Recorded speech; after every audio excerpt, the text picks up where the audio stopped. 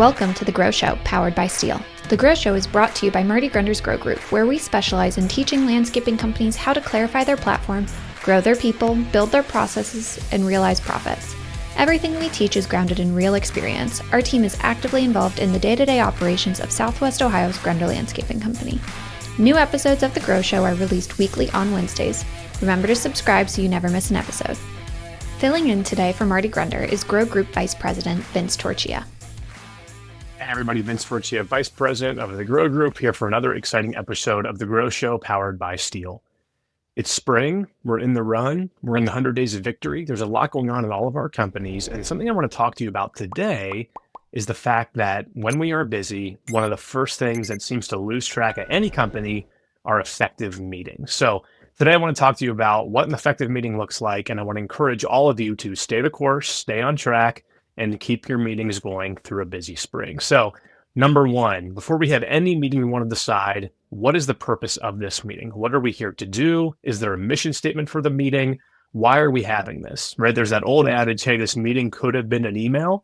How do we avoid that? We avoid that by saying, this is why we're meeting. This is the point of it, right? Whether it's a sales meeting, an operations meeting, a leadership team meeting, a finance meeting, an admin meeting, an under hours meeting, whatever the case may be, we have to think about, why are we having this meeting? If we can't clearly articulate why we are having this meeting, then the meeting needs to go away or find some other way for the information that you are using in that meeting to be effective for other people.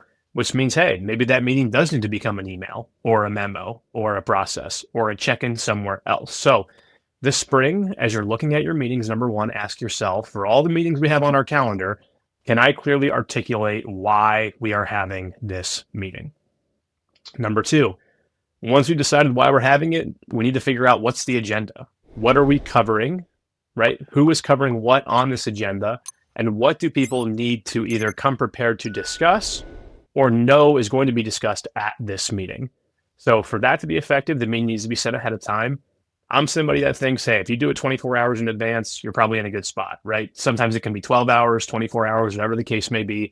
But let's get that meeting out ahead of time. Let's give people an opportunity to review what's on there so they can start to think about, process, and see what they might need to think about or come prepared to think about for this meeting, right? So that will be the topics we're going to cover, who's supposed to be covering them, how much time we're going to be spending on each one of these topics, and if there's something really specific we need to cover, what is the goal of that conversation? It might be nice to know on the agenda, like, hey, we are leaving this meeting with this decision made, right? That is maybe the point of the meeting.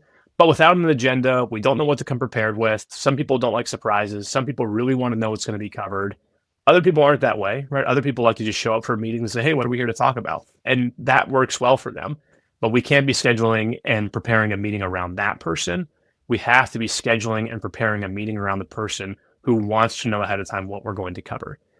So number one, we talked about why we're having the meeting. Number two, we have a specific agenda for that meeting. Third, we want to know what role everyone is playing in that meeting. Somebody's got to be keeping time. Somebody's got to be keeping us on the agenda. Somebody or some AI tool, right, has to be taking notes about what is being said. A personal frustration of mine, because I do it, I am guilty of it, is not pausing in a meeting to say, did we properly capture that action item? Or who is doing that? Or what am I doing as a result of this meeting? Because I get moving, I get excited, there's a lot to cover, and sometimes I blow right through who's doing what. And then you leave a meeting, and like, that was an awesome meeting, but who's doing what? When are they doing it by? What's our next action? What's the next thing that's happening? So somebody in the meeting, right, you know who that is based on your company, right? You can feel that from a skill set or attitude perspective, has to be able to hit the pause button and say, hey, great point, Vince, but who's doing that? Great point, Marty. What's the next action coming out of this, right? So we need to have defined roles. And again, if you're looking for a place to start, think about somebody running the meeting, right? Like the owner or the facilitator of the meeting that are keeping track of what's happening on the agenda, keeping track of timing, keeping track of what we're covering, what we're not covering, pulling us out of those rabbit holes, right, that we like to go down, right? So that facilitator owner of the meeting. Who's going to be the note taker? It might be AI, right? That's fine. We use AI for our meetings too. It's great. But if we're not using AI, who's keeping track of that, or who's at least setting up the AI to take the notes? And then again, who's going to be the person who's going to pause us and say, hey, what are we doing as action items? What's happening next? That person who can hit the pause button, slow everybody down for a minute, and ask, what are we doing as a result of this meeting? We've got our why, we've got our agenda, we've got our roles for the specific meeting. Now we've got to talk about what are we actually doing in this meeting? Is this a meeting to make decisions? Is this a working meeting? Is this some combination of those two items? But we've got to be clear about when we're walking away, when we're done with this meeting, what do we expect to happen? What do we expect as a result? Sometimes meetings are just informative, right? It's kind of a one-way update. This is what's happening. We're here to get on the same page, make sure everybody knows what's happening. This is informational. Sometimes meetings are decision meetings. Hey, we're all going to come prepared to talk about this one thing. We're all going to come prepared with our ideas and thoughts around this. We're leaving this meeting with a decision to be made as a result of it. We're not going to be on this meeting if we don't have a decision made. And sometimes meetings are working meetings. All we're going to do in this meeting is build the process for sales to production handoff. All we're doing in this meeting is coming together and we are resolving, deciding, and rolling out our sales goals. What we're doing in this meeting is making a decision on the trucks, the fleet, the equipment, what we're buying for 2026. That is great. And by the way, there is no right answer or wrong answer to those meetings. The only wrong answer or the only wrong meeting is one where it's not clear what we're doing.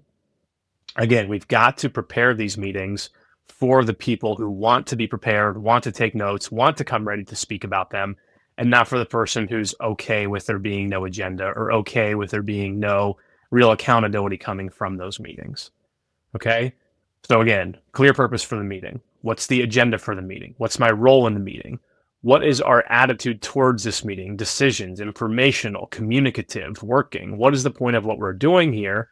And finally, the major point I want you all to think about as we're doing this is, what do we need to do to ensure we have this meeting at the agreed recurring basis that we're having it, especially during spring? It becomes very easy to say, hey, I can't come to this meeting because I've got to meet with this important client. Hey, I can't come to this meeting because I got to go out on this job site. Hey, I really want to get this sold. I could take this person to breakfast, but I'll miss this meeting. I'd rather get this job sold. We'll figure it out beyond that. It becomes very easy this time of year to skip these meetings. So you, as an owner, as a team member, as a leader in an organization, need to say, we make commitments here. Commitments are part of what we do as an organization. Commitments build trust. When we have trust in our team, we're going to be more effective. Nothing breaks trust faster than not honoring commitments or breaking commitments that we've made to the team.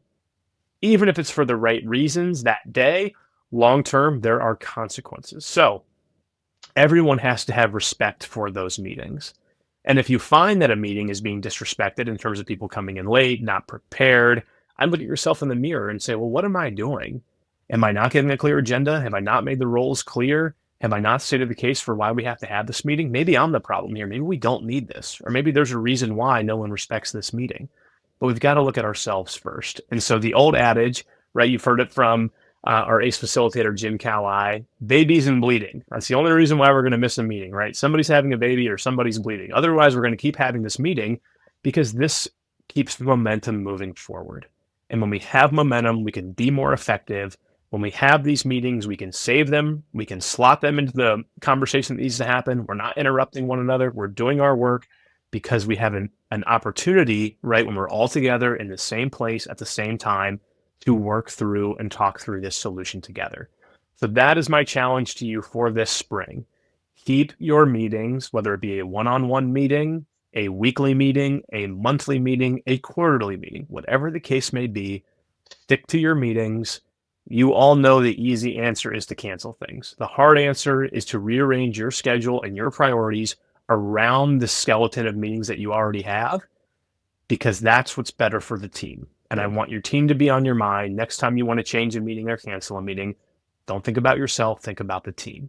And think about what you can communicate in that meeting to ensure that we are in a more effective organization going forward. So for those that are curious about what meetings you maybe should be having on a weekly basis, there's 3 areas of every organization that need to be successful: ops, sales, and finance and admin. those should be meetings that we're having on a weekly basis, right? What are we doing to sell more work? What are we doing to schedule the work and perform the work that we've already scheduled? And what are we doing from a finance or admin standpoint to support the rest of the organization? We use a sales meeting and an ops meeting, and then we have a bit of a crossover where we have a sales and production meeting, where that's mostly a schedule look. What work is scheduled? What work is being completed? What's going on with the schedule? How does that affect ops? How does that affect sales? At a minimum, we should be having a monthly review once financials are closed for a month to talk in detail about where money went, where it was expensed, what was sold, what was earned, and giving everybody from a management and leadership team perspective an idea about financially how we are doing. On a quarterly basis, we always look for teams and leaders to take a step back, think about, hey, what went well last quarter? What's coming up next quarter? How are we taking a step back as an organization to work on our business for a couple days a quarter and not in our business? And finally, right, the mother load of them all, the weekly one-on-ones to drive results with the people that you report to and those that report to you, so that we can not only have time together to not interrupt each other's week, but to have that access from a personal one-to-one standpoint so that we can have momentum together. I can look at your body language, you can feel mine, and we can work through things together. Again, stealing it from our friend Jim Coweye. The perfect one-on-one is past, present, future. What did we cover last week? What are we covering this week? What's coming up next week? And so that allows you to have an open conversation with people on a weekly basis to be successful. If you have those meetings, if you know why we're having it, if you have the agenda, if you have the roles, if you have the reason that we're meeting, and you have respect for that agenda and for that meeting, you will build momentum and you will move quickly. That's all for this week from Vince Torchia at The Grow Show, powered by Steel. Thanks for listening, and we'll talk to you next week. Thanks for listening to this episode of The Grow Show. A special thanks to the folks at Steel, whose support makes this podcast possible and whose outdoor power equipment makes our jobs easier every day. Remember to subscribe so you never miss an episode, and head to growgroupinc.com to learn more about our other offerings or to find more information to help your landscaping business. We'll talk to you next week.